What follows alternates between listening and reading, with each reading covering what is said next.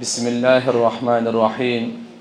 Elhamdülillah ve salatu ve selamu ala Resulillah amma ba'd. Assalamu alaikum ve rahmatullahi ve barakatuh. Urmatlı mekendeşler, qadırlı Müslüman bir tuğandar, barınızlarga jaratkan Allah Ta'alanın tınçlığı salamı, merimi rayımı cana berekesi olsun. Tuğandar, sözdün başındağı biraz soranışlar var.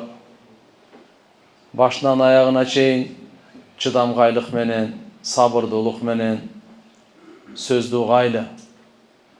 Din sözü, bu sayasat söz emes, dünya söz emes. Bu bizdin keleceğimiz. Uqqandın akısın bereyle. Allah Ta'alam amal kılışlığının tevfiğin verir. Bardık nerse uqqandan başlalat. Adam uğat, andan keyin düşünür. Andan keyin amal kaşat. Uqpasa, emneni düşünsün. Düşünbösü, emneni amal kılsın. Oşun için uğu, bu öte çoğun ilim. Kur'an-ı Kerim'de kunt koyu uqqandarga, niyet menen uqqandarga Allah Taala sүйүнүштөгөн, кушкабарлagан. Wa bashshiril ibad alladina yastami'una al-qawl fayattabi'una ahsana. Ulaika alladina hadahumullah wa ulaika hum ulul albab. Ey Muhammad sallallahu aleyhi ve sellem. Kuşkavar aytıp koygun menin ушундай pendelerime, alar sözdü kulak salı koşat. Baştın ile kulağı emes, жүрөктүн kulağın koşağı koşat. Amal kılışlıktın niyetinde koşat. Andan keyin, uqqandan keyin çıraylı amal kılışat. Uqqandan keyin taştap koyboy. Oşonu atkarışat. Oşonun arkasından uqqanına jaraşa amal kılışat. Ушундай адамдарга пенделериме кушкабар айтып кой. Мына ошолор акылдуулар. Мына ошолор туура жол тапкандар дейт. Elhamdülillahillezî hadana lihada ve ma kunna linehtediye levla en hadanallah. Bardık maktoo Allah Ta'alaga olsun tuğandar. Bizge tuğra jol görsetdi. Жүрөгүбүzge iman berdi. Hidayat berdi. Bizi tuğra jolga salgandığına, imandın joluna salgandığına, Peygamberimizdin joluna salgandığına, İslamdın joluna salgandığına Allah Ta'alaga çeksiz şükürler olsun. Eğer de Allah bizi tuğra jolga salbasa, 8 milyard adam bizi tuğra jolga sala albayt ele. Hiç kim sala albayt. Tuğra jolga Allah özü gana salat. Tuğra joldu peygamberler görsetet. Biri Allah Ta'ala salat. Peygamberlerden işi tuğra joldu görsetü. Жаралганды максатын түшүндүрүү, бейишке кире турган, Алланы таба турган жолду көрсөтүү. Бирок ошо жолго салуучу өзү Allah Таала. Буну эч кимдин колуна берген эмес. Allah өзүнүн колуна койгон. Hidayat Allah'ın ulu nimeti. Balillahi yamunnu aleykum en hadakum lil iman in kuntum sadiqin. Allah sizlerge жақшылық kıldı. İmanға hidayat berip, eğer sizler çınçıl bolsaňar. Dünyada en ulu nemat eko. İmandın berilüsü, çeki adamga sizge maňa. Ekinçisi paygambardın dünyaga gelüsü. Laqad manallahu alal mu'minin id ba'ata fihim rasulan min anfusihim. Çındığında Allah öte çoň жақшылық kıldı. İmandılarga kantip Allah'ın arasından paygambar jiberip. Paygambarımızın dünyaya gelüsü Allah'ın en ulu nimeti. Sizge bizge imandın berilüsü Allah'ın en ulu nimeti. Bu iki ulu nimetka bir daha başka nimet jetpeydi. Başka nimet jetpeydi. Ekon teң Allah Kur'an'da aytып koygan.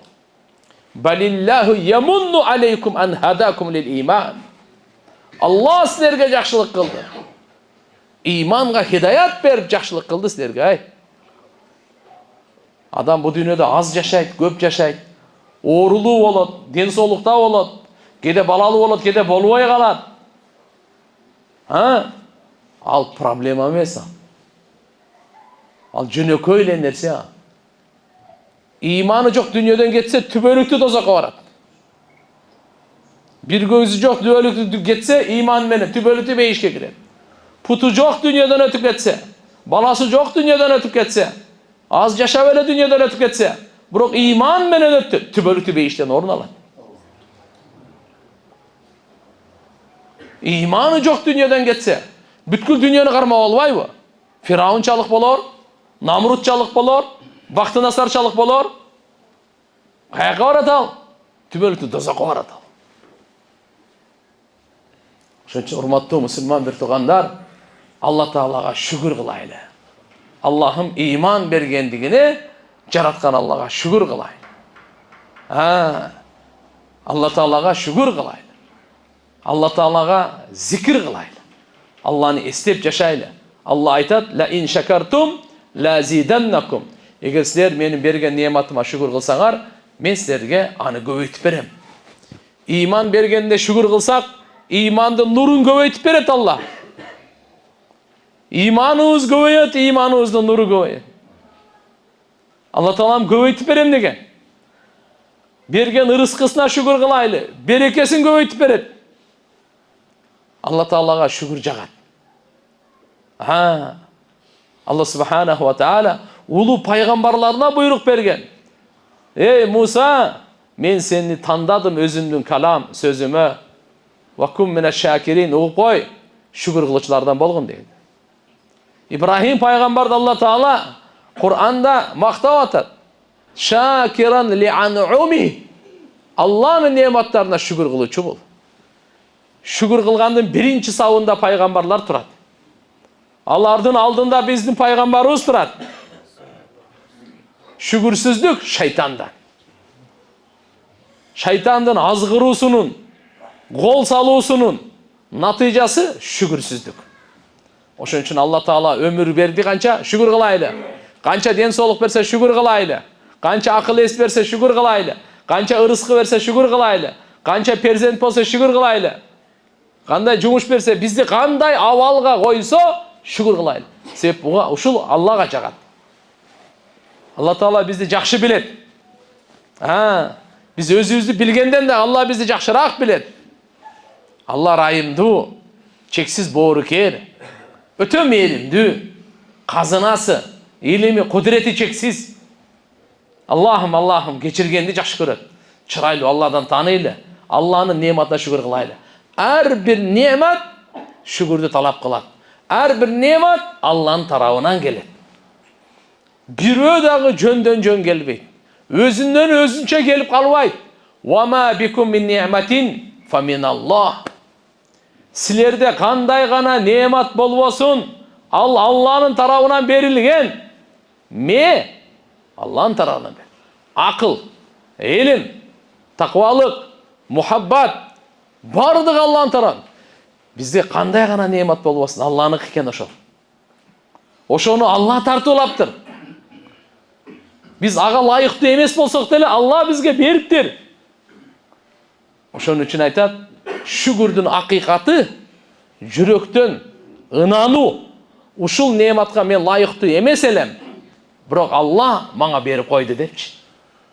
Ошон үчүн жүрүп айтайлы, мен ушуга лайыктуумун дебей, ушу денсаулукка, ушул өмүргө, ушул өңгө, ушунча перзент балдарга, ушунча урмат сыйга мен өзү лайыктуу эмесмин. Алла мени лайыктуу кылып койду деп моюндайлы, признавать этели жүрөктөн. Ушунун аты шүгүрдүн акыйкаты. Шүгүрдүн акыйкаты ушул. Ошон үчүн Алла Таала айтат: "Фадкуруни адкуркум вашкурули ва ла такфурун." Силер мени эстеп тургула, мен дагы силерди эстеп турам. Шүгүр кылып тургула, шүгүрсүздүк кылбагыла деди. Шүгүрсүздүк кылбагыла.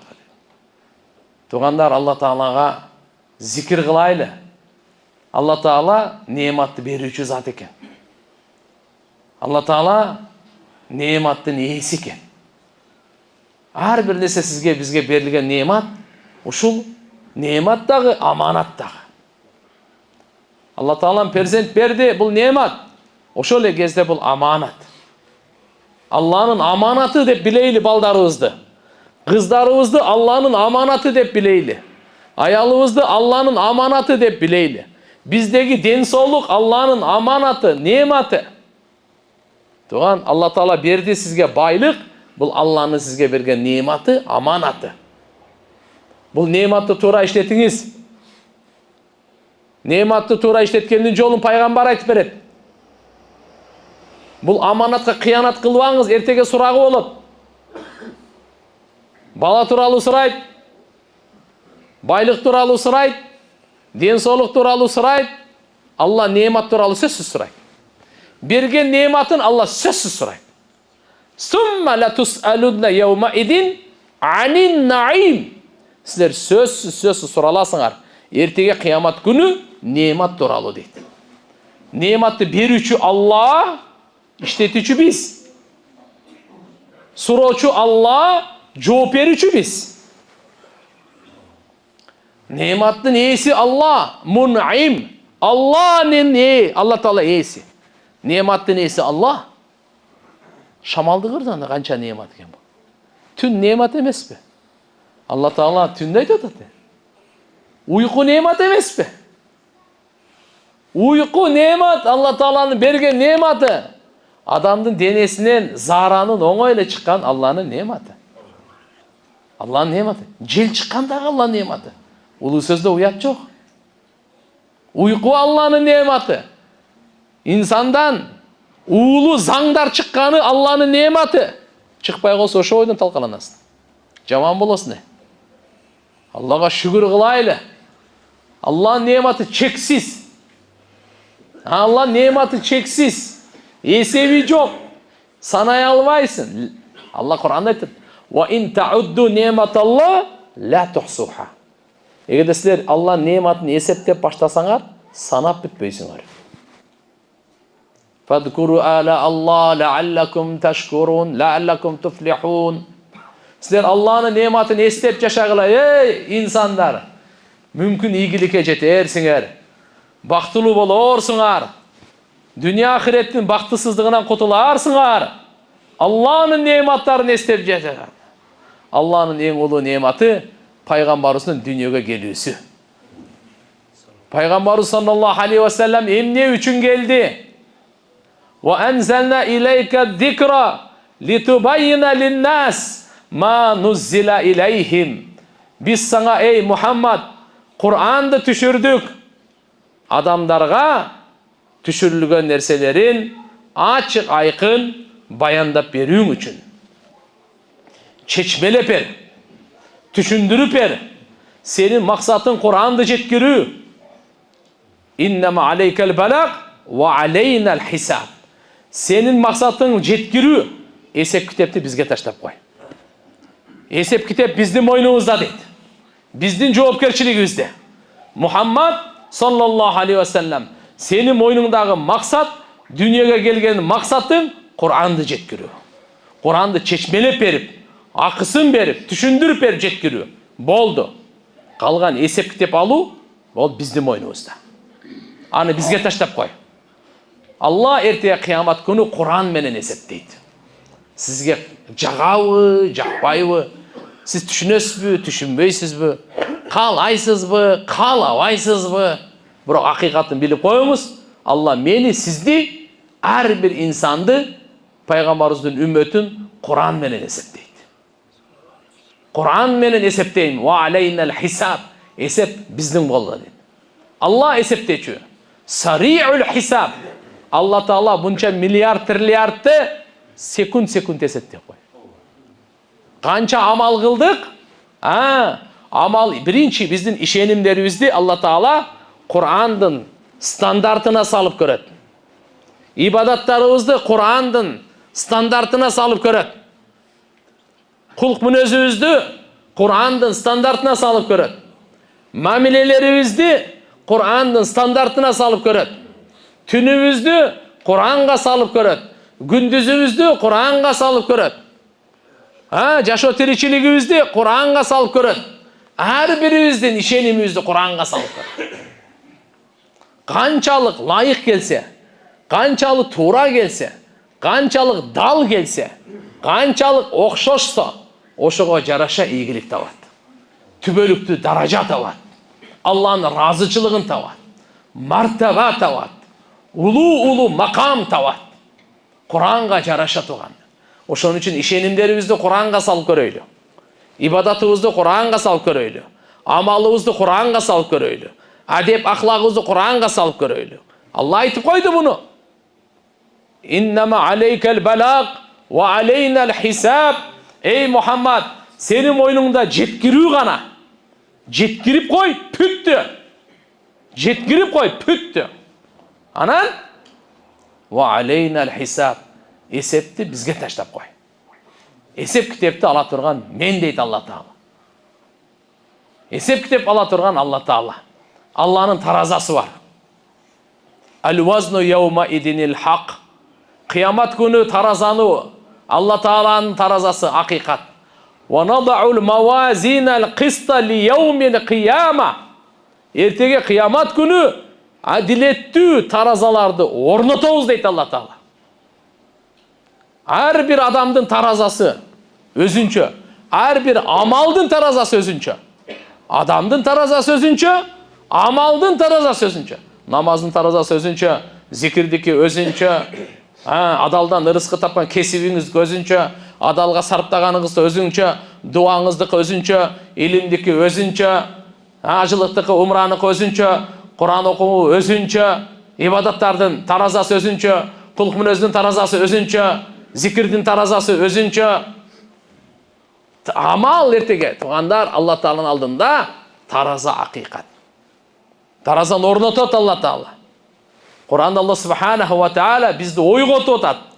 Яума яб'асухумуллаху жами'ан, сумма юнабби'ухум бима амилу, ахсахуллаху ва насу, валлаху ала кулли шайин шахид.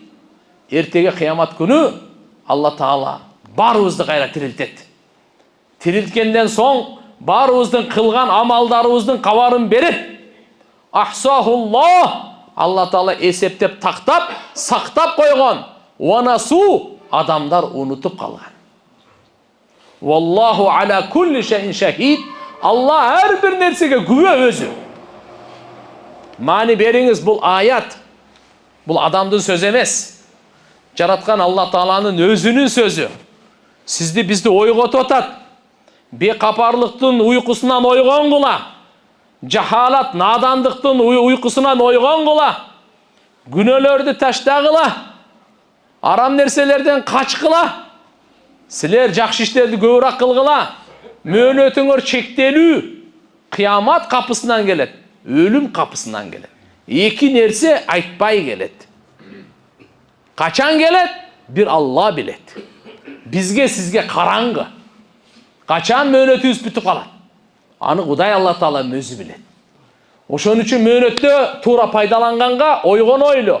Алла айтып атат, силерди улуу күн күтүп турат дейт. Ал күндүн аты Яумиддин. Фатиха сүрөнү бир күндө 32 жолу окуйбуз. Нафилдерди санабаганда, фарыз, важип, сүннөттөрдү санаганда, bir Fatiha сүрөнү 32 жол күн сайын окуйбуз. Күн сайын 32 жолу Аллага айтып атабыз. Малики яумиддин. Кыямат күндүн бадышасы сен. Бул жерде ушинтип мааниси. Бирок акыйкаттагы мааниси мынандай бунуку. Яумиддин деген ар бир жакшы жаман амалдын акысын берүүчү күн. Диндин мааниси ошол. Акысы бериле турган күндүн бадышасы. Акысы бериле турган күндүн бадышасы. Бир адамдын дагы жакшылыгы жоголбойт. Бир адамдын дагы жамандыгы жоголбойт. Бир адамдын дагы жакшы жамандыгы жазылбай калбайт. Фатарал мужримин мушфиқина фи мимма фи ويقولون يا ليتنا ما لهذا الكتاب لا يغادر صغيرة ولا كبيرة إلا أحصاها Wa wajadu ma amilu hadira. Wa la yadlimu rabbuka ahada. Ey Muhammad, Joсы Muhattab sen görөсүн эртеге мужрим күнөөкөрлөрдү, коркуп тургандарын, кыямат күнү кылмышкерлерди көрөсүн, күнөөкөрлөрдү көрөсүн, коркуп тургандарын. Алар айтат экен: "Я лайтана. Ой, шорум курусун. Өлүм болсун мага. Башыман кайгы кетпесин" дейт экен. Бул эмне деген китеп?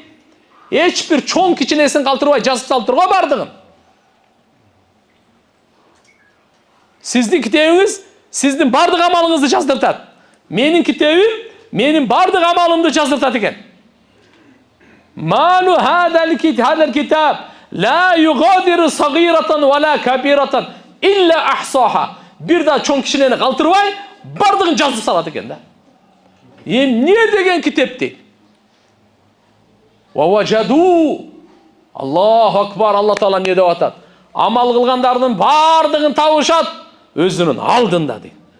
Дүйнөдө балагатка толгондон өлгөнгө чейин, старттан финишке чейин. Старт балагаттан башталат. Финиш денеден жан чыкканда бүтөт.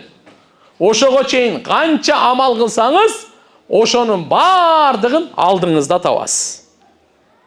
Важаду ма амилу хадира. Биз алдыбызда танып аткенбиз. Чын сүйлөгөнүңүздү, адилеттүү чечкениңизди, шүгүрчүлүгүңүздү, жөнөкөйлүгүңүздү, сабырдуулугуңузду, кечиримдүүлүгүңүздү, саждаңызды, тахаратыңызды, тазалыгыңызды, мүнөзүңүздү бардыгын алдында табасыз. Алдында табат дейт, алдында. Издеп жүрбөйт ал. Мен баягында бир жакшы иш кылып атып эле, каякта? Издебейт аны. Алдында Алла Таала бир дагы пендеге кыпындай зулумду кылбайт. Вала язлиму раббука ахада. Вала язлиму раббука ахада. Сенин Робуң бирөөгө зулумду кылбайт. Кандай? Кылган жакшы ишинен сообун азайтып, же болбосо кылбаган күнөөнү көбүрөөк кылды деп жазып, андай зулумдук Аллада жок. Аллада андай зулумдук жок. Бул сода Алла менен. Кур'ан-ы Каримде башка жерде Алла Таалам дагы башка өңдө бизди ойготтуруп атат. Yawma tajidu kullu nafsin ma amilat min khayrin muhdara wa ma amilat min su tawaddu law anna baynaha wa baynahu amadan ba'ida wa yuhaddirukum Allahu nafsa. Ne деген аят? Алланын аяты. Bizdi жараткан, бизге күн сайын өмүр берип аткан, bizdi мээбизди иштеттирип аткан, биздин денебизге жан салган, жүрөгүбүздү соктуруп турган, каныбызды айлантырып турган, түндө уйкусун берген, учуру келгенде жанды чыгарып алган улуу Алла Тааланын сөзү. Бүткүл ааламдын ээси, караңгылыктын ээси, шамалдын ээси, ааламдын ээси Алла Тааланын сөзү. Не деп атат? Yawma tajidu kullu nafsin ma amilat min khayrin muhdara. Эртеге кыямат күнү ар бир жан эмне жакшылык амал кылса, алдында табат. Алдыңызда табасыз. Эмне жаман амал кылса, алдагы алдында табат. Бирок ал армандайт. Ушу мен алдымда болбой эле, совсем эле узак мөөнөттө, узак болсо эле канаат эткенде. Алла өзүнөн коркутат. Эй, менен коркула. Дагы арам нерсени таштагыла. Кылмыштуулукту таштагыла, күнөөнү ташта, жаман ойду ташта, жаман каалоону ташта. Ташта бул арамдын бардыгын. Дозокко алып бара турган путевкалардын бардыгын ташта. Дозокко алып бара турган шайтанга дос кыла турган арамдын бардыгын ташта. Ширкти ташта, куфурлукту ташта, текеберликти ташта, көрө албастыкты ташта, текеберликти ташта. Мунафыкты, эки жүздүүлүктү, арам ойын, кек сактоону таштагын мурун чыгарган барлар. Эртеге кыямат күнү эч ким жардам бербейт. Лияума ла янфау малу вала банун. Байлыгыңыз жардам бербейт, мал мүлкүңүз жардам бербейт. Илля ман аталла би калбин салим. Алла айтып атат. Сіздің азыр бүгін мал мүлкіңіз бар, таянычыңыз бар, тирегіңіз бар, ақшаңыз бар. Үйіңізде бір нәрсе бар, банкыңызда бар, счетыңызда бар, алтын долларыңыз бар, сарайыңыз бар, мал мүлкіңізге таянып отырсыз, киіміңіз бар, башқаңыз бар. Бұныңыз пайда бермейді, сізге айтып жатады Алла Тағала, пайда бермейді. Yawma la yanfa'u mal wala banun. Siz qancha zavotingiz bor o'zi? Qancha fabrikangiz bor? Qıpınday пайда бермейді sizga. Qiyinsinbang, maqtanbang, gerseybeң, tekeverlenbeң. Өзіңізді басың.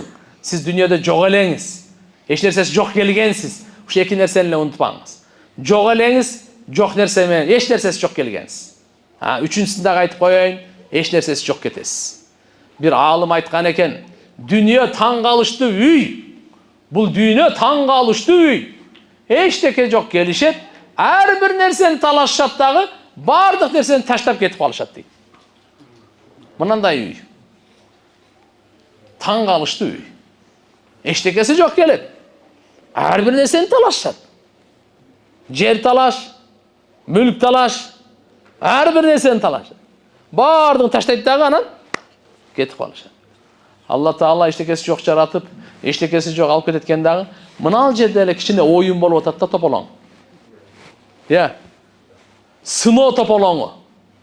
Ким қандай мамиле қылады екен деп Алла Тағала сынап атады да, ким жүрегіне дүниені бастыбы, же жүрегінен дүниені шығардыбы дейді. Бұл дүниенің құлуы же Алланың құлуы. Бұл Алланың қауы же шайтанның қауы. Ушул жерде эле тополоң да. Ушул жерде таза өтіп кетсе керек иштер бүтті, оңой. Туғандар, ененің içinde барыбыз 9 ай тұрғанбыз. Кичине эле 9 ай. Bir жылдақ емес. Bu dünyanın içinde 60-70 жыл тұрабыз. Қабырдың içinde жүздеген жылдар тұрабыз. Қиямат күндің bir күні 50.000 жыл. Бейіштің içinde жыл жоқ. Түбөлүктү. Biz азыр келе жатқаныбыз кичинеде башталып атат да. 9 ай болды. 60-70 жыл. Жүздеген жыл. Пайғамбарымыздың дүниеден өткенде қанша? 1435 жыл болды. 1435 жыл. Ошынша жыл өтіп кетті. Бұл осы ең ақырғы пайғамбар. Пайғамбарымызға шейін 124.000 пайғамбар келген. Алардың арасында анчамчалары 1000 жыл жашаған. Bir еле пайғамбар 1000 жыл жашаған. Сіз елестетсеңіз мұны. Ошылардың бардығы азыр барзақта. Бірақ 50.000 жыл өтелек та. Бардығын біріктірсеңіз 50.000 жыл өтелек. Қиямат күні миғдаруху 50.000 сана, bir күні 50.000 жылға барабар. Бейіш менен дозоқта жыл жоқ. Алдыбызда мынандай ашулар тұрады. Алдыбызда мынандай мәселелер тұрады. Ошон үчүн ағайын мұсылман бір туғандар, ойлана тұрған. Жақшылығыбыз текке кетпейді. Жақшылықты қылы берейлі, жақшылық қалай берейлі, жақшылыққа ұмтыла берейлі, жақшылықты талаша берейлі. Алла Тағала пайғамбарымыз Мұхаммад алейхиссаламдың тәрбиясын алған сахабаларды мақтап атады. Алар не дейді? Жақшылықта жарышат еле дейді алар. Бізге да бұйрық берген фастабиқул хайрат. Сіздер жақшылықта жарышқыла, берешенділікте жарышқыла, сараңдықта емес, берешенділікте жарышқыла, ихласта жарышқыла, мұнафықтықта емес, риякөрлікте емес, күнөө қылғанда жарышпа, текеберлікте жарышпа. Сен жарыша тұрған нәрсең, кішпейілікте жарыш, мечітке келгенге жарыш, ата-енеңе қызмат қылғанда жарыш, кечиримдүүлүктө жарыш, Құран оқығанда жарыш, зикір қылғанда жарыш. Сен жарыша тұрған нәрсең башқача. Талаша тұрған нәрсең башқача. Ертеге bir дағы адамдың, bir дағы дүниесі пайда бермейді.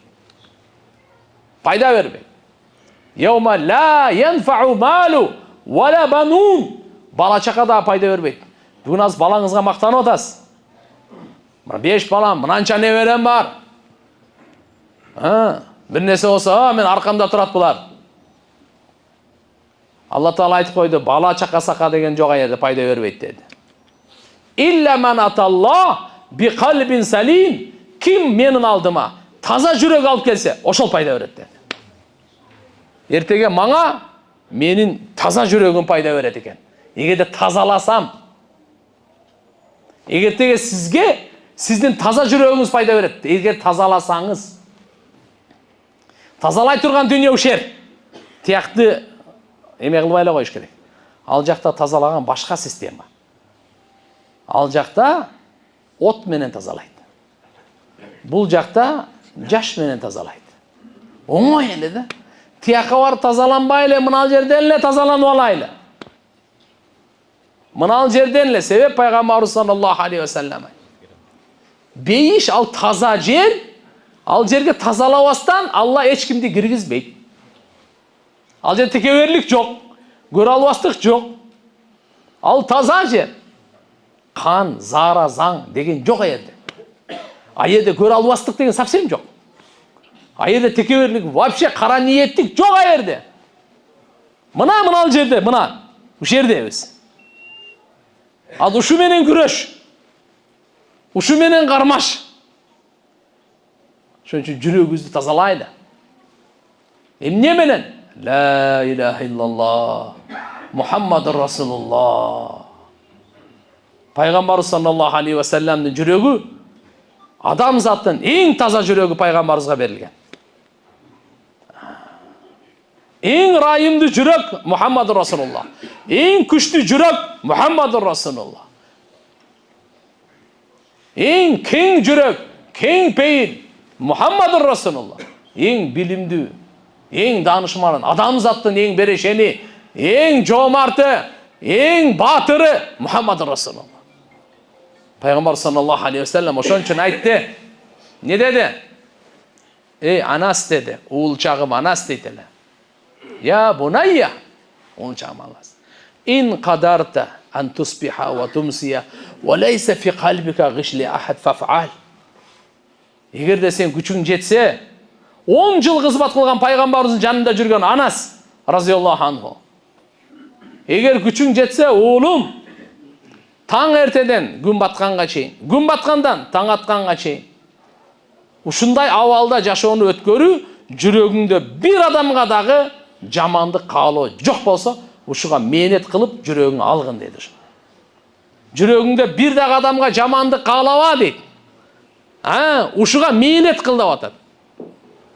Фаф'ал деген мааниси фаштахид. Бул оңой эле келбейт ага. Буга чоң мээнет керек. Чоң курбанчылык керек жүрөк тазалаганга. Бир күндө канча арам ой келет биздин жүрөгүбүзгө. Бул жөнөкөй нерсе эмес. Бул мээнет талап кылат. Кийимди жуганга эле кийимди да жууш керек. Бул оңой менен жуулбайт бул. Канча зикир керек. Канча илим керек. Канча дават керек, канча курбанчылык керек, канча дуа керек, канча көз жаш керек. Анан барып жүрөк тазаланат. Жөн тазалана бербейт бул. Сахабалардын бардыгын жүрөгүн пайгамбарыбыз тазалады. Мээнет кылды, Куран менен тазалады. Куран менен оңдоду. Аллаху акбар. Ихласту толтурду, иманды толтурду, нурду толтурду, боорукерликти толтурду. Алардын жүрөгүн таква менен толду. Алла Таала өзү айтып койду. Улайкаллазина имтаханаллаху кулубахум литтаква. Алла өзү карап көрдү.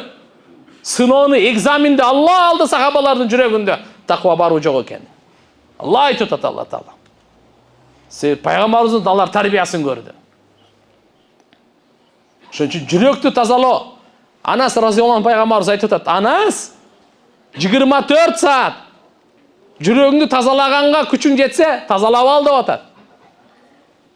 Тазалап ал деп атат. Я бунайя залика мин суннати. Угуп ал, эй уулчагым Анас, ушул жүрөктү таза кармоо менин сүннөтүм. Фаман ахабба суннати факат ахаббани. Ким менин сүннөтүмдү жакшы көрсө, ал мени жакшы көрдү. Ваман ахаббани кана ма'ия фил жанна. Ким мени жакшы көрсө, мен менен чогуу бейиште бирге болот деди. Пайгамбарыбыз менен бейиште бирге болгонго таярсыздарбы? Анда пайгамбарыбызды жакшы көрөйлү. Пайгамбар саллаллаху алейхи ва салламды жакшы көрүү, пайгамбардын сүннөтүн жакшы көрөйлү. Пайгамбардын сүннөтү өтө көп. Бирок эң сүннөттөрдүн королу жүрөктү тазалоо. Сүннөттөрдүн бадышасы, акыйкаты. Я бунайя залика мин суннати. Мен ушул сүннөтүм деген жери жок. Менин сүннөтүмдөн бол. Ошон үчүн жүрөктү таза пайгамбарыбыз саллаллаху алейхи ва саллам айт. Өзү айтат эле сахабаларга: "Эй сахабаларым, бири-бириңи ушактап келбегиле мен алдыма. Мен силердин алдыңарга чыкканда, жүрөгүм баарыңарга таптаза болгон абалда чыкканды жакшы көрөм" дейт. Карачы кандай дейт эле.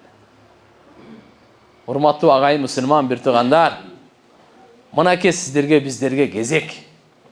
Жараткан Алла субханаху ва таала баарыбызга тоофик берсин туура түшүнгөнгө. Ошон үчүн жакшылап тыңшап угайлы. Жакшы көңүл менен угайлы. Эмнени кылышыбыз керек, эмнени кылбашыбыз керек. Биздин биринчи жоопкерчилигибиз ибадат. Мойнуңуздагы ибадат таксы. Ибадат кылып алыңыз. Ибадат үчүн жаралганбыз. Ибадат үчүн жашоо берилип атат. Алла Таалам күн сайын жашоону бизге күнөө кылыш үчүн берип аткан жери жок. Жердин 1 метр квадраты кан төккөнгө, күнөө кылганга жаралган эмес. 1 метр квадраты. Адамзатты оңдогонго келген пайгамбар, алып келген дини адамзатты оңдош үчүн келген дин. Дин десе башкача түшүнбөңүз. Оңолгон соодагерлерди чыгара турган, оңолгон соодагерлерди, дыйканчыларды, оңолгон аталар, оңолгон энелер, оңолгон кыздар, оңолгон балдар, оңолгон кошуналар, оңолгон жетекчилер, оңолгон дыйканчылар. Пайгамбарыбыздын мээнети ушул. Сиз не кесип, кандай ага кызыктырбайт. Сиз деле оңдош болду, башка эчеге кереги жок. Менин көз карашым оңолсун, ниетим оңолсун. Менин алкымым, оюм, амалым, денемден чыккан амал оңолсун. Пайгамбардын мээнетинин суть мына ушул жерде турат. Адамды оңдош үчүн эле болду. Себеп шайтан мындай экен да. Адамды бузуп кой, всё. Ал бардыгын бузат. Шайтандын мээнетинин жыйынтыгы, максаты адамды эле бузуу болду. Бул наркысын калган өзү бузат булчу. Либойун бузат бул. Пайгамбардын мээнети кандай? Адамды эле оңдоп кой, бул бардыгын оңдойт. Түшүндүрө алдымбы? Пайгамбардын мээнети менен шайтандын мээнети. Пайгамбар адамды оңдоп кой дейт. Калган өзү оңдоп салат бардыгын. Шайтан айтат, адамды эле бузуп сал, калган өзү талкалап салат. Ошон үчүн пайгамбарлар келип, адамдардын жүрөктөрүнө мээнет кылган. Алардын мээнетинин майданы адамдардын жүрөктөрү болгон. Адамдардын жүрөгүнө иман толсун, хидаят толсун, боорукерлик толсун, Кудайдан коркуу толсун, таквалык толсун. Болбосо маселе чечилбейт. Болбосо маселе чечилбейт. Алла таквалыкка жараша дүйнө иштерибизди жеңилдетет, ахирет иштерибизди жеңилдетет.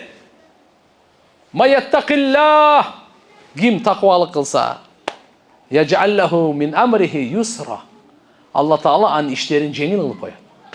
Биқадри тақвак татаяссар умурак фи дуnya вал ахира. Тақвалыгыңа жараша Алла Таала дүние иштериңди дагы, ахирет иштериңди дагы жеңил кылат дейт. Эгерде сиз кааласаңыз, менин дүние иштерим жеңил болсун, ахиретте иштерим жеңил болсун, сизге тақвалык анда. Я аyyuhalladina amanu taqullah haqqa tuqati wa la tamutunna illa wa antum muslimun. Ey имандуулар, силер чыныгы Алла Тааладан таквалыкты кандай болсо ошондой тандагыла.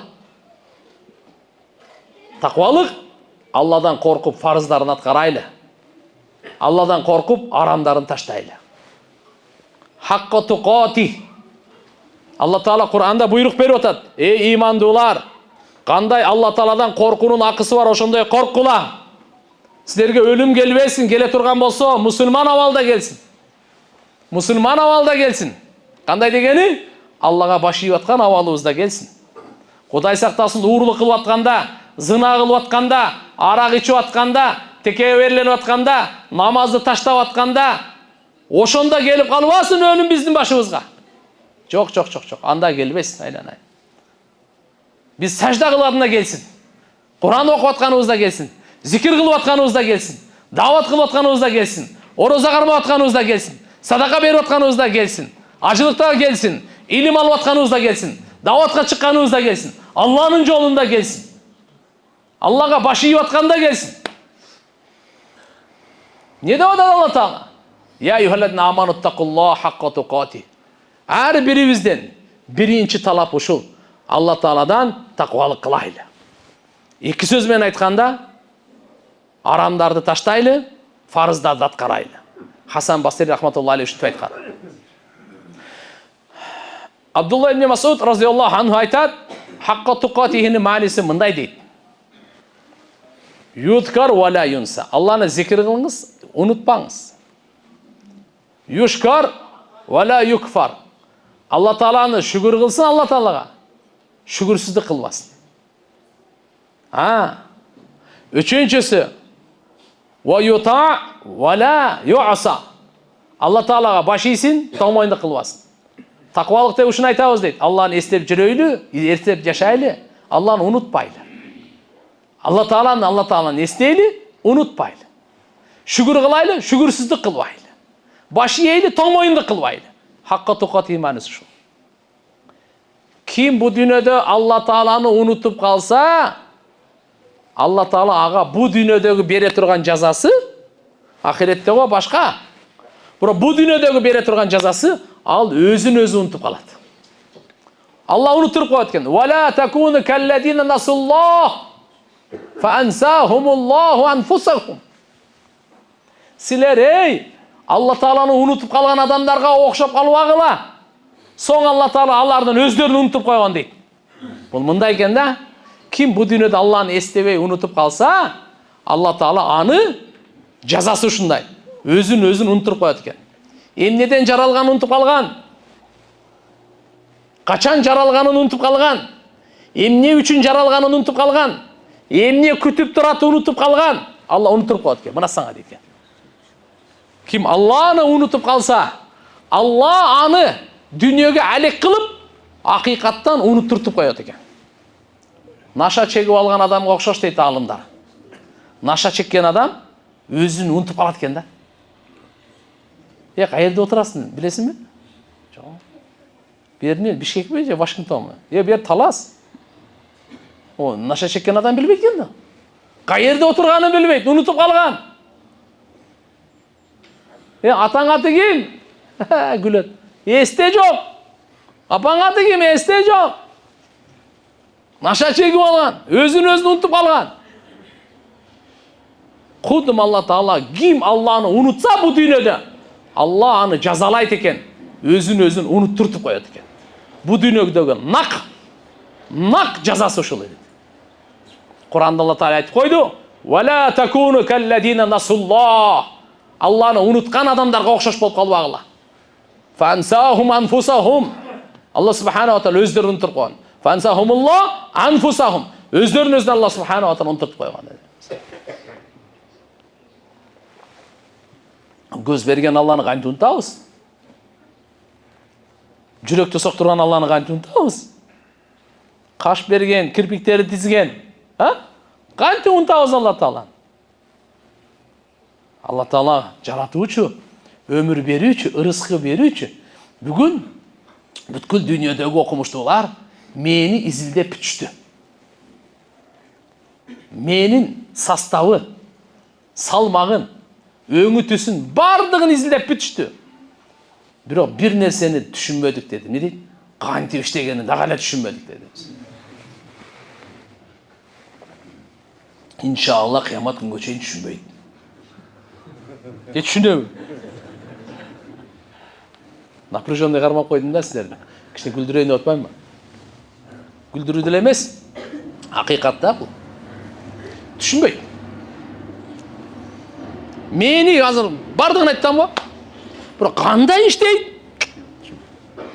Кичинекей сен мени түшүнбөгөн ушу галактиканы түшүнөйүн деп атасың сен. Сен ахирет бейиш дозокту түшүнөйүн деп атасың. Аны түшүнгөн Мухаммад Расулуллах. Түшүндүргөн жашнакай түшүнө берсең. Менин сиздин акылыбыз пайгамбарыбыздын акылынын алдында кыпын десем чоң болуп калат. Чаң десем чоң болуп калат. Bir söz менен айтсак болот, жок эсеби десек туура келет ошон. Адамзаттын эң акылдуусу Мухаммад Расулуллахты укпайсыз, каяка барасыз? Алланын эң сүйкүмдүүсү. Бардык пайгамбарлардын пайгамбары. Мусулмандар, пайгамбарыбызды силерде талаша бербейле, биздин эле пайгамбар деп. Пайгамбарыбыз Адам атанын да пайгамбары. Ибрахим пайгамбардын да пайгамбары. Иса пайгамбардын да пайгамбары. Бардык пайгамбардын пайгамбары, биздин пайгамбарыбыз. Бардык пайгамбардын имамы дагы, бардык пайгамбардын пайгамбары дагы. Ушундай улуу заттын биз үммөтүбүз. Ошон үчүн ар бирибизден талап кылынган, Алла Таала талап кылынган таквалык. Сахабаларга ушул аят түшкөндө оор болду. Эч ким Алла Тааланын акысын бере албайт туган. Эч ким такванын акысын эч ким бере албайт. Biz кантип деп сахабалар айтканда Алла Тааланын кийинки аяты түштү. Фаттакулла маstata'tum. Силер мындай кылгыла. Күчүңөрдүн жетишинче таквалык кылгыла деди. Ушул болот эми. Дейчүсүң да, кандай дедим, туурабы? Колдон келишинче кылайлы дагы. Калган Аллага таштайлы. Кандай дедиңиз? Туурабы? Анан эми такванын акысын берүү мүмкүн эмес да. Бура фаттакулла маstata'tum деди. Бура карап тур эми. Күнөө кылганга күчүң жетишинче сактан. Таштаган. Биздин динибизде күнөөнү таштоо ибадат. Айтыңызчы. Биздин динибизде күнөөнү таштоо эмне экен? Ибадат. Намаз окуу эле ибадат эмес, мечитке келген эле ибадат эмес. Биздин динибизде күнөөнү таштаган жөнөкөй ибадат эмес. Эң мыкты ибадат. Пайгамбар саллаллаху алейхи ва саллям айткан: "Иттақил махарим такун а'бадан нас" деген. Арам нерседен таштагын, сен адамдардын эң ибадаткөйү сен болосуң деген. Адамдардын эң мыкты ибадат кылган, эң мыкты ибадат жазылат экен. А'бадан нас. Арам нерсени таштоо биздин динибизде ибадат экен. Бирок таштаганга шайтан жөндөн жөн эле мүмкүнчүлүк бере бербейт, кармаш керек болот. Аллахым жардам берсин. Кимге Алла жеңил кылса, ошого жеңил. Бул кыйын нерсе эмес. Биздин ниетибизге карап Алла мамиле кылат. Биздин ниетибизге карап Алла Таалам жеңилдик кылат. Корко турган мамиле эмес. Алладан сурай турган эле маселе турат. Алладан бир көз жаш агызып эле, "Я Алла, мен текебермин. Ушу текеберлигимди жүрөгүмдөн алып салчы" деп эки көз жашты аябай эле төгүп коелу. Арам нерселер токтотойлу. Тугандар, бул эч качан биз жакшылыкка алып барбайт. Фаттакулла маstata'tum. Күчүңөр жетишинче таквалыкты тандагыла деди. Мына бизге оңой жол ачып койду Алла Таала. Жеңил жол ачып койду. Биздин кыла албаган кыйын нерсени биздин мойнубузга жүктөгөн жок. Мен сиздерге Хазрет Али радıyallahu anhu'nun takva emне дегендин чечмелесин айтып берейин. Өзүм ушуну жакшы көрөм өзү. Бөлүшкүм да келет, ушуну жакшы көрөм. Хазрет Али радıyallahu anh айтат, таква деген эмне десе? Ал-хауф минал жалил, вал-амал бит-танзил, вал-канаату бил-калил, вал-истидад ли-яумир-рахил. Төрт нерсенин аты таква дейт. Алладан коркуу, Куранга амал кылуу, азына каниет кылуу, бу дүйнөдөн кете турган күнгө даярдануу. Оңой эмне экен? Сөзгө оңой, бирок кичине менет керек.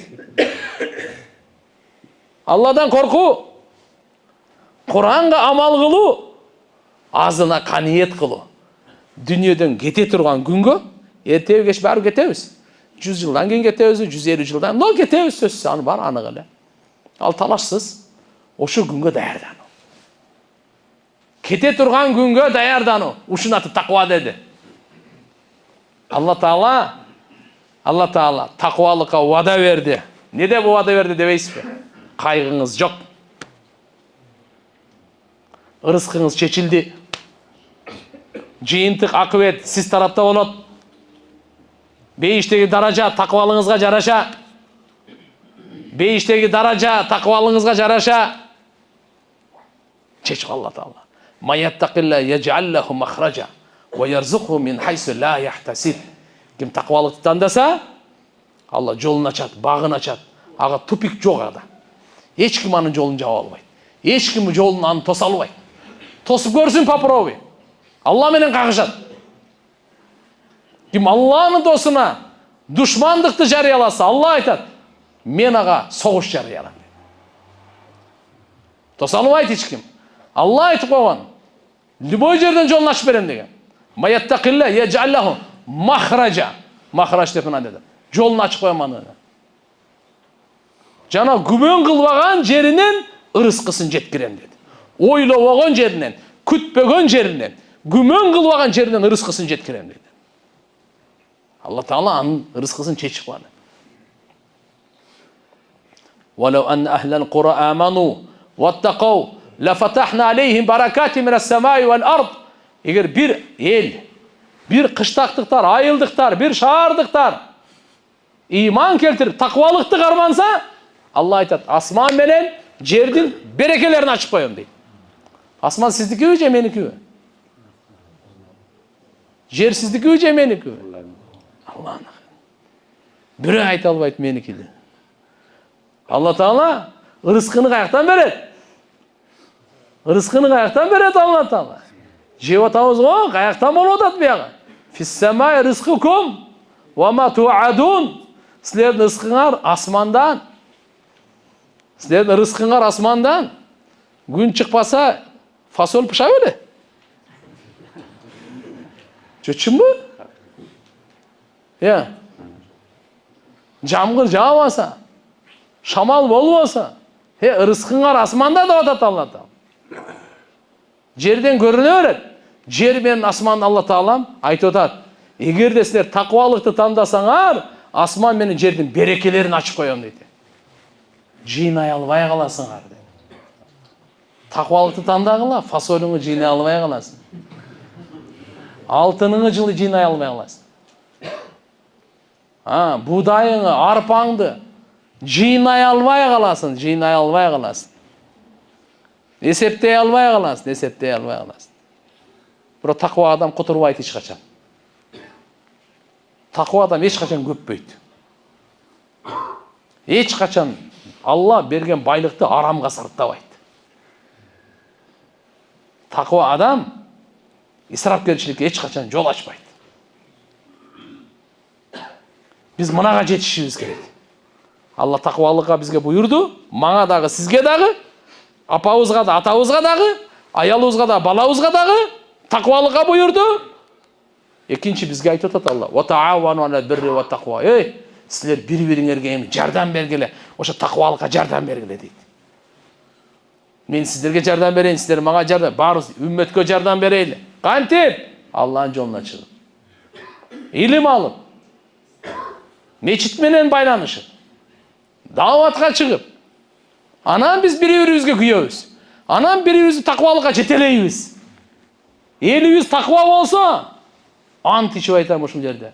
Алланын Кур'аны, асман менен жердин берекесин ачып турат Алла Таала. Асман менен жердин берекеси. Баарыбыз азыр бүгүнкү проблема кылып алганбыз. Рызкы, мен каяктан жейм, мен бала чакам каяктан жейт, эмнени жейт өлүп калабы деп. Я Алла. Биз жок кезибизде Алла берип турган. Алланын казынасынын кеми жок. Алла берешен, жоомарт. Таштын ичиндеги кумурскага рызкы берет. Путу жок жыланга рызкы берет. Канча триллиарддан биздин ата-бабаларыбыз койлордун баарын жеп кетти. Таласта ала-була уйдун баарын жеп салды баны. Канча деген эмнени жеп атабыз? Алланын казынасына азайып калдыбы? Аллаху акбар. Жерден ошол жерде мына буурчак айтайын фасолуга, Аз келет көрдүм да, сурасам балдардан мына эмне? Фасол деп, машалла. Ол жерди кичине казсаңыз түбүнөн фасол чыгып чыкпайбы? Бир ойнонуп көргөн жоксузбу мындай? Кайерден келатат депчи. Жо бизде Алла Таалам айтып атпайбы? Мына жаралууга, жаратылышка ой жүргүзгүлө деп атат. Алманын сабагын карасаңыз мындай. Субхан каяны чагалды бул. Ушунча даамдуу. Алла ырыскын берип атат, мындай себеп кылып коюп эле. Болбосо кандай деген кудуреттүү зат Алла Таалам. Анчаны проблема кылып бербейди ырыскыны. Алла Таала ырыскыбызды чечип койгон. Баарыбыздын ырыскыбызды чечип салган. Мен канча жейм, чечилген. Мына алкындан канча өтөт, чечилген. Эмне өтпөйт, ал да чечилген. Эч кимдин эч ким ырыскысын тарта албайт. Көрө албастык кылбайлы. Контейнерлерде иштегендер, дүкөндө иштегендер, дыйканчылыкта иштегендер, мынаны көбөйүп кетти, азайып кетти, меникini алып алды, тартып алды. Жок. Кең пейил болойлу. Кич пейил болойлу. Мына кетуган ырыскын Алла Таала чечип койгон. Аллаху акбар. Ушундай жаназалар болгон туган. Адам өлгөндө оозунда нан калып калган. Өлүп калды. Нан калып калган. Ошондо баягы гусул кылып атканда нанын чыгарып, тетирип, тоокко таштап коет. Ал тооктун ырыскысы сеники эмес эле. Мына жактан өтпөйт. Ал ырыскы сеники эмес, bu жактан өтпөйт ал. Ушул жерде калыш керек алчы. Биз бүгүн каяка жан талашып атабыз. Ушу Алла Таалам чечип берип койгон ырыскыны жакшы кадырлап, шүгүр кылып алгандын ордуна бирибизге душмандык кылып, пут салып, эмне болуп баратабыз? Дүние бизди кул кылды го, бизди кар кылды го. Дүние керек. Эви менен, жолу менен. Араб алым акын айткан экен. Я ман би дуньяху иштагал ва гарраху тулул амал вал кабру сан вал маут яти бактатан вал кабру сандукул амал. Я ман би дуньяху иштагал ва гарраху тулул амал вал маут яти бактатан вал кабру сандукул амал. Дүние менен алектенген, узун үмүт алдап койгон. Дүние менен алектенип калган адамга айтып атат. Саартан кечке мээси только акча, дүние, доллар, алтын, андан башка мээсинде эчтеке жок. Дүние менен алектенген, узун үмүт алдап койгон. Сен дагы мынанча жашайсың, самолет алып ал, анан тигинче жашайсың. Өлүм капысынан келет. Кабыр амалдын сандыгы дейт. Кабыр амалдын сандыгы. Сиздин жакшы жаман амал кылганыбыз кабырда сандыктан ачып карай беребиз. Мынандай деп айткан экен. Ошон үчүн туугандар, пайгамбарыбыз айтты. Адам баласы айтат экен. Якулу ибну Адам, мали. Мына мал мүлк меники, мына мал мүлк меники, мына завод меники, мына сарай, мына аттар, мына Арашан, дагы эмне ал, мына Польша дагы эмне беле? Мына алтын, мына меники деп пайгамбарыбыз айтты. Сеники эмес деди. Сеники эмес, үчөөнөн башка деп. Эмнени жедиң, жок кылдың го, ошо точно сеники. Кечеги Гүлчатай сеники. Кечеги уча сеники. Жедиң, жок кылдың, ушу сеники. Эч ким талашпайт бу менен. Эртеге жей элексиң, ал сеники эмес. Шашылбай туруп пока. Жедиң, жок кылдың, сеники дейт. Кийип, эскирттиң, сеники. Үчүнчүсү, эмнени ахиретке жибердиң, ушу сеники. Калганы сеники эмес. Бардыгын таштап кетесиң, бул жактагы башка бирөөнүк. Ал да колдонот, ал да таштап кетет. Ал да колдонот, ал да таштап. Алла карап турат, ушуда мен өкүмүмдү жүргүзөм же жүргүзбөйм. Пайгамбарыбыз саллаллаху алейхи ва салламдын айткан сөздөрү тууган. Ошон үчүн алхамдулилlah байлыкты тияка бияка чача бер деп аткан жерибиз жок. Просто айтып атабыз, арамга иштетпе. Бирөөнүн заказына, бирөөнү кордогонго, исрапкерчиликке, Алла берген байлык менен ахиретти курайлы деген сөздөрдү айтып атабыз. Так ойлоп калба, байлык кереги сыяк биякта андай дават таргып жок тууган. Алла Таала Карун деген бай болгон. Муса пайгамбардын коомунан болгон. Ошого айткан, андай бай дүнүйөгө келе элек. Андай бай азыр жок. Дүниедегі мен Трампың да қандай бай емес. Ал қандай байыл айтайын ма? Құран айтады. Анын қазыналарының ачқыштарын төөлөрдүн кербени ташыйт эле дейт. Кайталайынбы дагы сөздү? Қазыналарының bir қазына емес. Ангар деп коесуң, ангар. Ангардын ичинде алтын жауһар. Ошо қазыналарының ачкычтарын bir төө эмес, төөлөрдүн кербени ташыйт эле. Мынандай бай болгон. Адамдар айтат эле, ушунча үлүштүү, ушунча бактылуу адам Карун деп шилекей куйлат эле. Муса пайгамбар айтты, Карун, Алла берген байлыктан берип кой зекеттерин. Үшүрлөрүн берип кой. Десе Алла берген каякта турат. Мен өз билимим менен таптым дейт да. Азырда ушундай адамдар жок эмес. Зекетиңи бер десе, Алла берген десе, каяктан Алла берди? Мен чарчап, кыйналып, акча санап, суук, ысык дебей, Бишкектен таласа каттай берип, канча зорго акча тапсаң, Алла берген дейсин. Токто, саңа ошо мени ким берген деген суроого жооп бере турган киши барбы? Саңа ошо колду, путту ким берген, ошону ары бери жүгүргөн? Акчаны санаган бармактарды ким берди саңа? Деген суроо бере турган киши жок. Алла берген мал айтканды жөн эле берип кое бер. Нары дискуссияга чыкпай эле. Мына кетуган. Айтса не деди? Бербеди. Жини келип калды. Көбүнчө байлар жини келип калат. Көбүнчө байлар жини келип калат, ушинтип эле. Зекет бер дей берет депчи.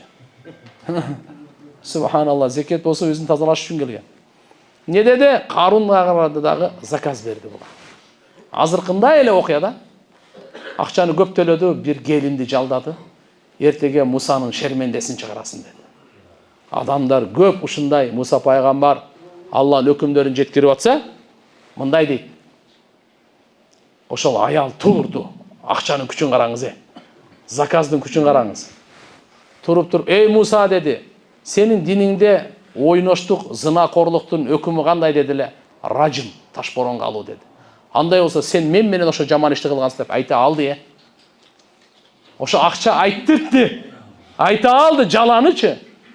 Муса пайгамбар жөнөкөй пайгамбар эмес, өтө сүрлүү пайгамбар. Капысынан бирөөнү ажырата коеюн деп бир чаап, бирөөнүн жанын чыгара чапкан. Муса пайгамбар тамаша пайгамбар эмес ал. Ташты урганда ташка изи түшүп кеткен. Муса пайгамбар не деди? Сени ким даярдады? Эй дегенде эле коркуп кетип айтып берди. Карун деп берди да. Элдин бардыгы билип калды. Муса пайгамбар Аллага шүгүр кылып, ушундай чоң шермендечиликтен мени сактады. Аллага саждага жыгылды. Алла Таала буйрук берди. Муса, жерге буйрук бер, жер сага баш ийет деди. Муса пайгамбар башын көтөргөн бойдон жерге буйрук берди. Карынды сор деди да, жут деди. Охо. Карун ошо турган жеринен жер жутту. Ашыкка чейин, тизеге чейин, киндикке чейин жер жутуп баратат. Элдин баары карап турат. Ыйлаганы, кыйкырганы, чыңырганы, бакырганы. Мени сактап кал эле, мени сактап кал. Жок.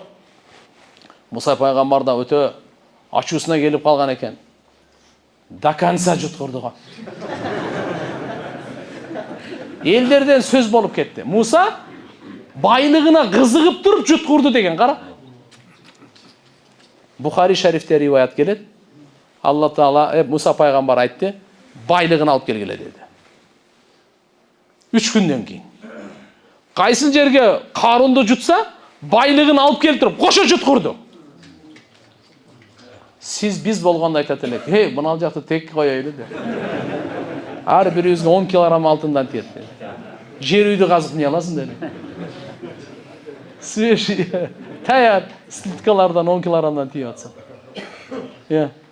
Ана, байлыгын кошо. Биздин жүрөгүбүздө байлыктан башка эчтеке жок да. Ошон үчүн Муса пайгамбарга айтмак элек да. Ушуну зачем жуткуруп? Карун кетти, болду. Калганын бөлүштүрбөйлү. Папалам. Туурабы? Муса пайгамбар анысы менен кошо жуткурду. Алла Таала Кур'ан-ы Каримде ушул жутканга чейин буйрук берген да Карунга. Вабтагhi фима атакаллаху ад-дарал ахира.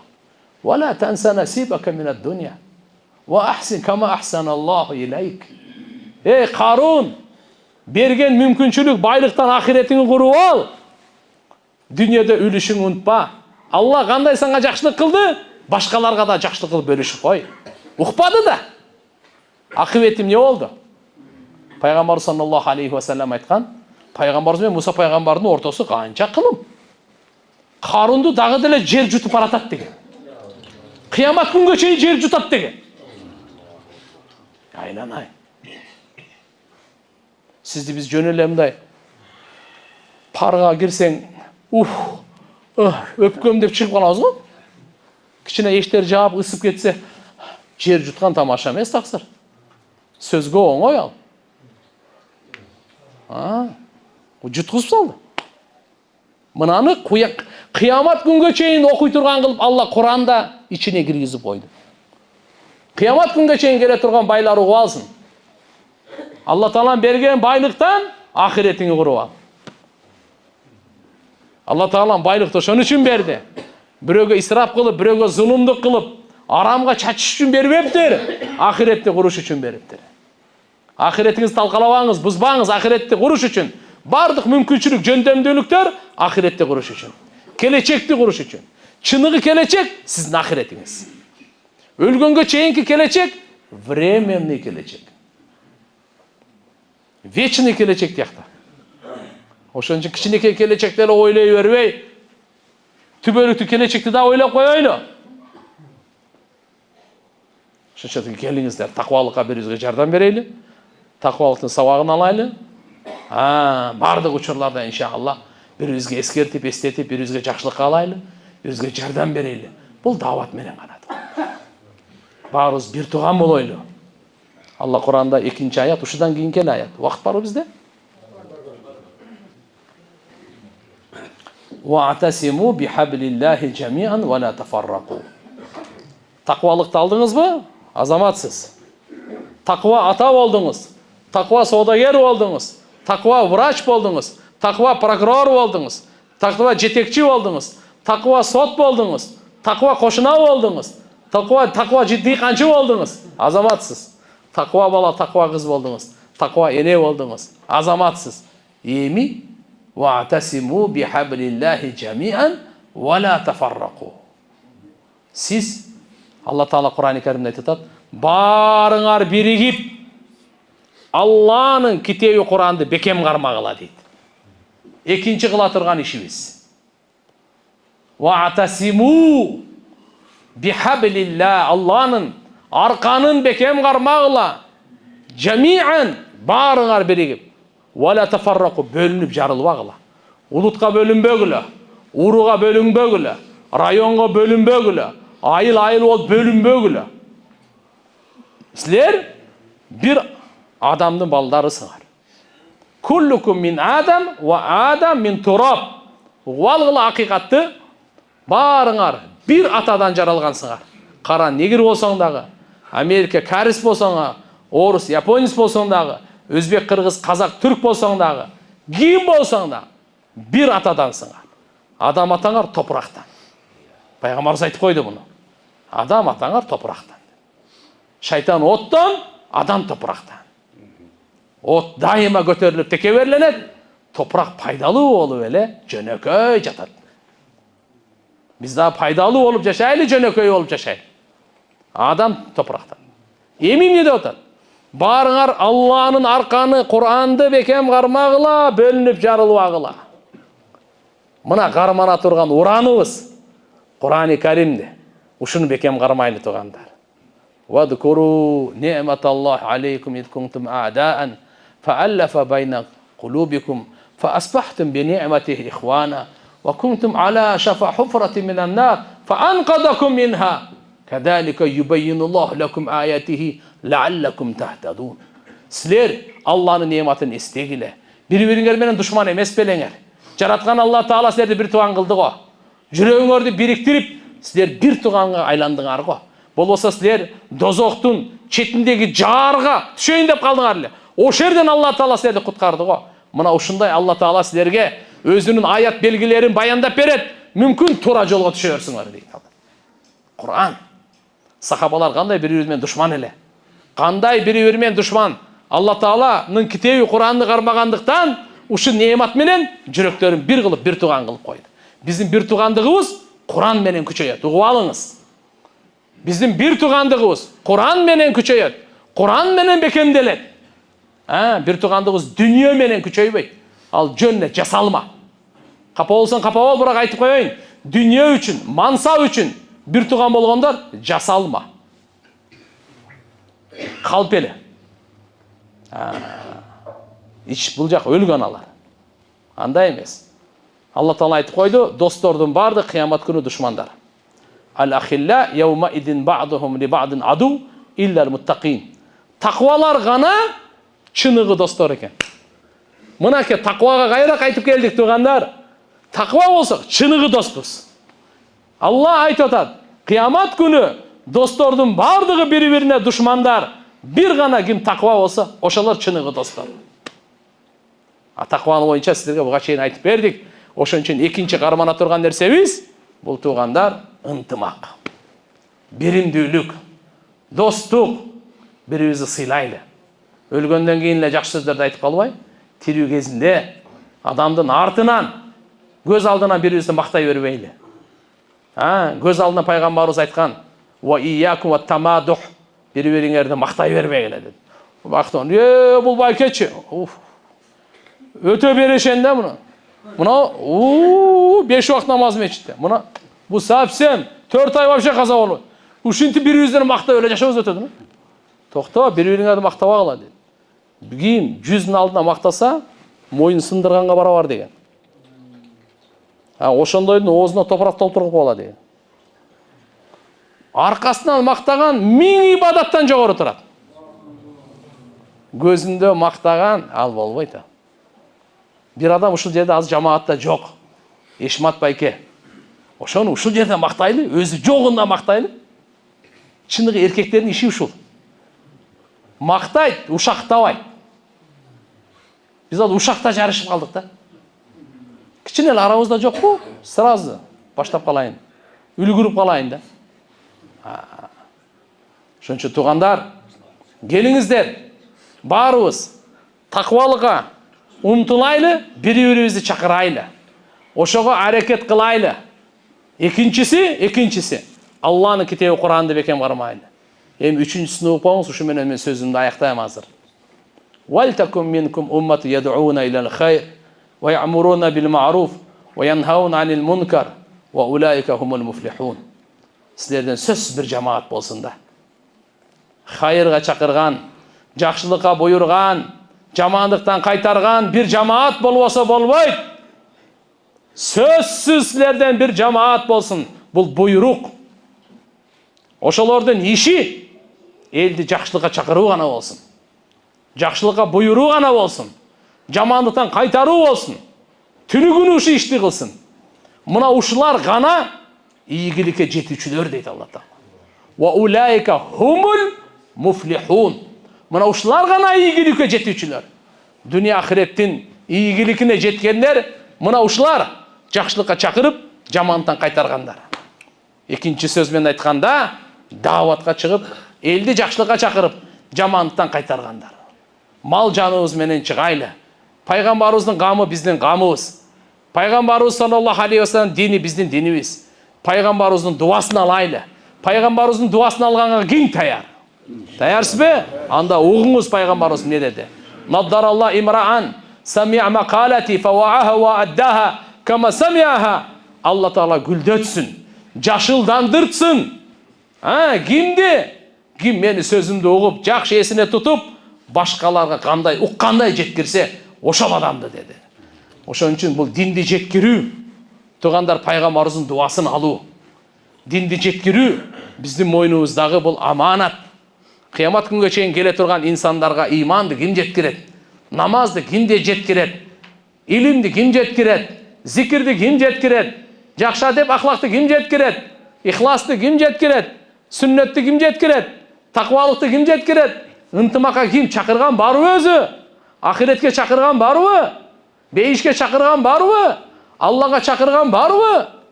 Барбыз дейли. Мына мен таяр дейли. Мына менин жаным, менин малым, менин жөндөмдүүлүгүм ушуга таяр дейли. Алла Тааланын дини бизге муктаж эмес. Биз Аллахын жолуна чыксак, биздин сыймыгыбыз, биздин даражабыз, биздин пайдабыз, биздин ахиретибиз, биздин жеңишибиз. Биздин не? Жеңишибиз. Напс шайтанды жеңе турган жол ушул гана. Душманды жеңе турган жол ушул гана. Ошон үчүн иншалла келиңиздер, вакыт бөлөйлү. Вакыт бөлөйлү. Мүмкүнчүлүк бар. Бисмилла 4 айга чыгып келейли. Жыл сайын 40 күн берип турайлы, ай сайын 3 күн берип турайлы, мечитке 2,5 саат берип турайлы, 5 вакыт намаз мечитте, үйдө дагы таалим, аялдарыбызга жакшы мамиле, балдарыбызга дин талим тарбия, бардыгын алып кетейли. Адалдан рызкы табайлы, адалга сарттайлы, бардыгын алып кетейли. Ошон үчүн иншалла аракет кылабызбы туугандар? Ниет барбы иншалла? Ушул жерде отургандар бирибиз дагы ниетсиз калбайлы. Кудай кааласа ниетке Алла Таала берет. Коркпоңуз. Чыгасызбы, чыкпайсызбы, Кудай билет. Алланын товфиги менен чыгат, ар ким чыга бербейт бул. Бирок биз ниет кылгандан акча сизден эч ким сурап аткан жери жок. Жакшы ниет кылайлы, Алла Таалам ниетибизди көрүп турат, билип турат, байкап турат. Алла Таалам ниетке жараша мамиле кылат. Адам баласы кыямат күнү ниетине жараша тирилет. Алла Таала чакырып туруп, ниетке жараша берет. Ошон үчүн ниетибиз бекем болсун, ниетибиз туура болсун, кенен болсун. Иншалла бүткүл ааламга исламды, ыйманды, адамгерчиликти иншалла таркатабыз деген ниет барбы? Мал жан менен иншалла. Аллахым берекесин берсин. Алла Таалам берекесин берсин. Бул отуруудагы мажлис аманат. Бүгүн бар, эртеге жок дүйнө. Ошон үчүн иншалла бекем ниет кылайлы туган. Эртеге ушул сөздөрдү угабыз. Ушул сөздөрдү ишибизди көрөбүз. Баарыбыздын кыла турган Алла Таалам бизге көрсөтүп берет. Ошон үчүн бекем ниет. Аны ниет кылып туруп, шайтан билесизби? 5 жол менен адамга кол салат. Биринчиси ниет кылдыртпайт. Бул шайтандын иши, билип коюңуз. Эгер ушул жерде ким ниет кылбаса, бул шайтандын нападениясы. Шайтандын нападениясы ниет кылдыртпайт. Жакшылыкка ниет кылдыртпайт. Кийин. Масаттан айтып берет, кийин. Бул шайтандыкы. Ниет кылдыңызбы? Эми амал кылдыртпайт.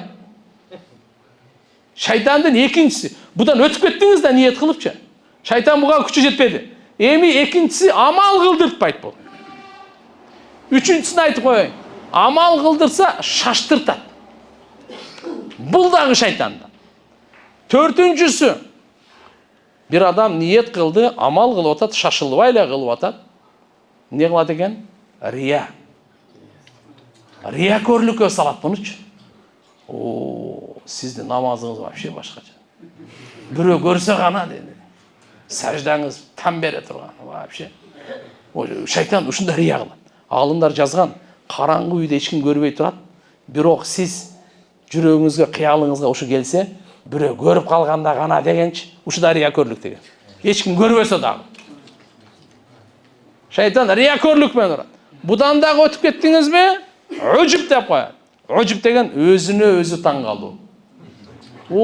Мен вообще баяным өзүнө өзү таң калып жүрөт да бул. Мен Кур'ан окуганда ойбой депчи. Бул да шайтан. Муну эң акыркысы шухрат деп коет. Знаменитый болуу, жылдыз болуу. Ана эл мени мынандай ана мынага. Ар бири шайтандын куралы. Кудайым баарыбызды ушу 6-10 тең сактасын, амин. Ошон үчүн биринчиси иншалла ниет кылгандан кийин амал кылайлы. Шайтанды өтөйлү наркадан төрө бербей. Ол амал кандай? Нак 4 ай деген сөз. Ошондой эле коркуп калабызбы жөн? Каяка сөзүн неге алып келип калдым? Коркпойлу. Мен аябай жумшак, жеңил ташкил кылам. 31-декабрга чейин. Кудай кааласа 4 айга барам деген бир туруп койсун, эркекче турсун. Өзүбүздүн ахиретибиз үчүн, өзүбүздүн үммөт үчүн. Ар ким өзүнүн ахирети, бири-бириңе тур дебеги, жөнүндө.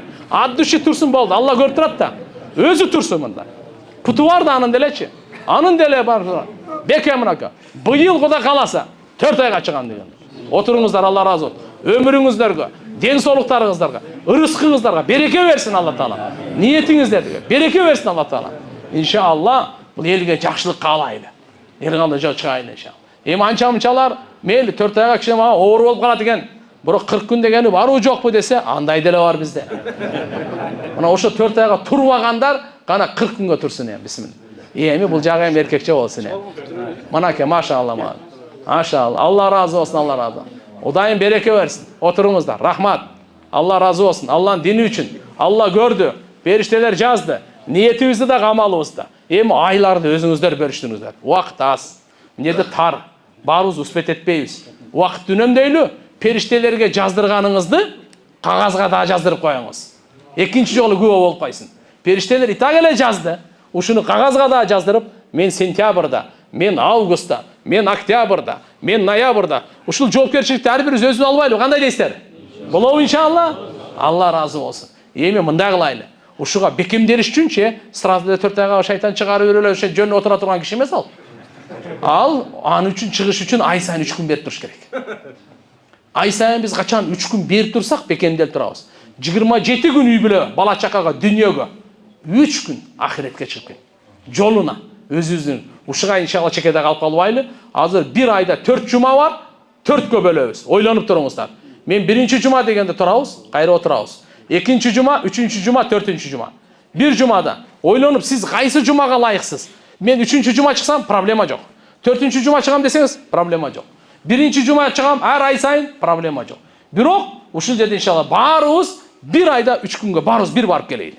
Ал кандай? Мынал жерде мынал 4төн бири 1-чи жума кетти, 4төн бири 2-чи жума кетти, 4төн бири 3-чү жума кетти, 4төн бири 4-чү жума кетти. Өзүбүздө чыгабыз, досторду алып чыгып келебиз, үй бүлө дуа кылабыз, бала чакага дуа кылабыз. Өзүбүздү азыркы айткан бардык маселелерди такыбалыкка күчөтөбүз. Ошентип иншалла азыркы жерде алхамдулилла Талас районун карма, алхамдулилла жакшы жандандырып алсак, Талас областка. Андан кийин Жети областка. Кандай дедиңер? Таярсыздарбы? Кийин Кыргызстандан бүткүл ааламга. Ошого иншалла 1-чи апта чыгамдар. Кол көтөрүлөчү жөн эле. Ким 1-чи апта чыгат? Бекем. Кудай кааласа Алладан дуа кылабыз 1-чи апта. Колуңуздар түшүңүздөр. Алла разы болсун. 2-чи апта. 2-чи аптага канакай, 2-чи апта кимдин ниети? 2-чи апта машалла, ойлоңго, көтөрүлө, бисмилла. Алла разы болсун. 3-чү апта, 3-чү апта. 3-чү аптага да кимдер бар экен кана? 3-чү апта. Эми калгандар баары 4-чү аптага көтөрөбүз. Всё. Алла Таалам разы болсун. Бардыгыңыздардан Алла Таалам разы болсун. Иншалла бирибизге дуа кылайлы, бирибизге жардам берели.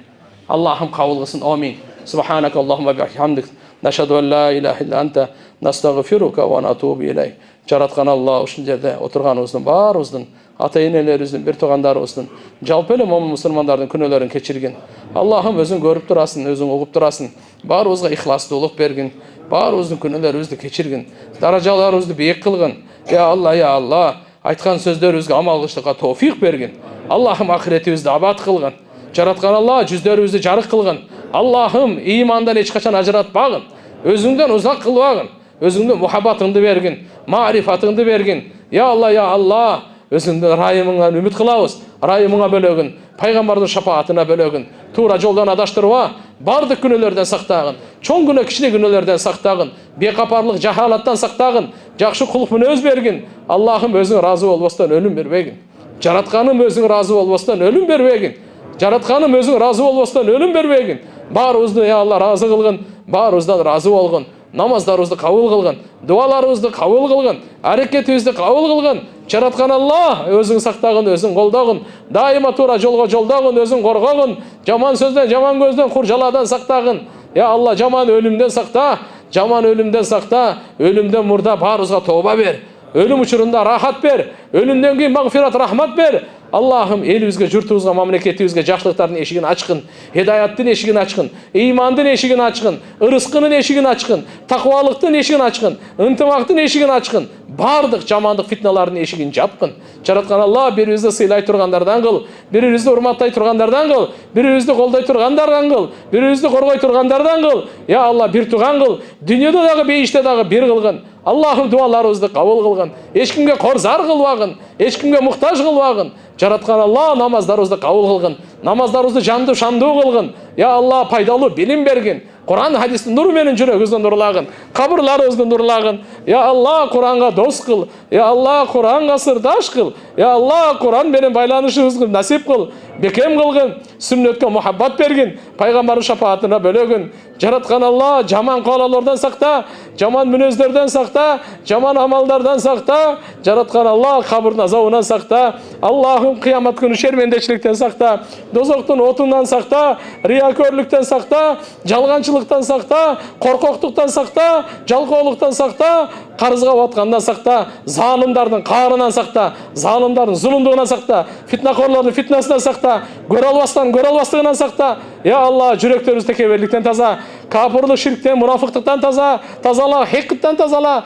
Ya Rabbul Alamin, жүрөгүбүздү нурлагын, ахиретибизди нурлагын, ата-энелерибизди, бир тууган бала чакаларыбыздын баардыгын хидаятка алып келгин. Ya Allah жашообузга береке бергин, ырыскыбызды кең кылгын, эч кимге зар кылбагын, ким карызга баткан болсо карызынан куткаргын, ооруп аткандарга шифа бергин, башчы аял баш кошкондорго ыймандуу урпак бергин, жараткан Allah адашкандарга туура жол бергин, мечиттерибиздин баардыгын абад кылгын. Ya Allah мечиттерибиздин баардыгын абад кылгын, баарыбызды Ya Allah ибадаткөй кылгын, баарыбызды Ya Allah илимдүү кылгын, баарыбызды Ya Allah жакшылыкка чакыруучу, жамандыктан кайтаруучулардан кылгын. Жараткан Allah райымдуу жашоо бер. Ya Allah таза жашоо бер. Ya Allah уяттуу жашоо бер. Ya Allah берекелүү жашоо бер. Ya Allah бактылуу жашоо бер. Ya Allah сен разычылыгыңды бейишиңди сурайбыз. Наразычылык дозогундан пана тилейбиз. Аллахым дуаларыбыздын бардыгын пайгамбарыбыз саллаллаху алейхи ва салламдын урматына кабыл кылгын. Ва саллаллаху таала аля хайр халқихи Мухаммад ва аля алихи ва асхабихи ва умматихи ажмаин. Амин. Амин. Бирахматика я архамар рахим.